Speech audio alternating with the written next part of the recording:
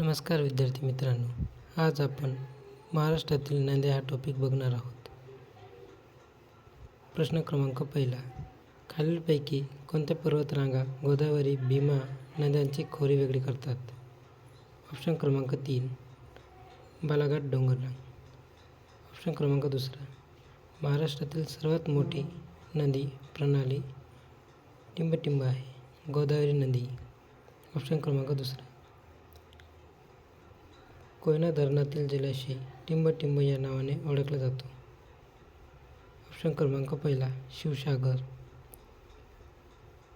पंचगंगा आणि कृष्णा या नद्यांच्या संगमावर टिंबटिंब वसलेले आहेत, नृसिंहवाडी.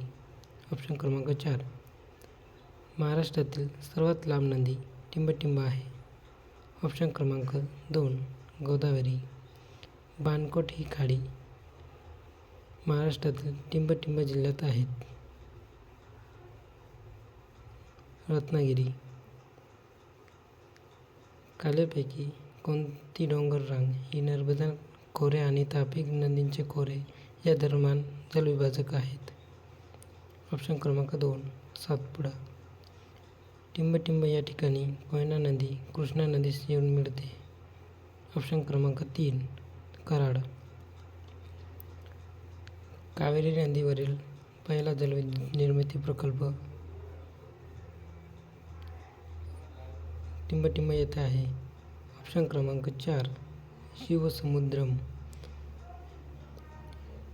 टिंबटिंब ही वर्धा नदीची उपनदी आहेत. ऑप्शन क्रमांक 1, पैनगंगा.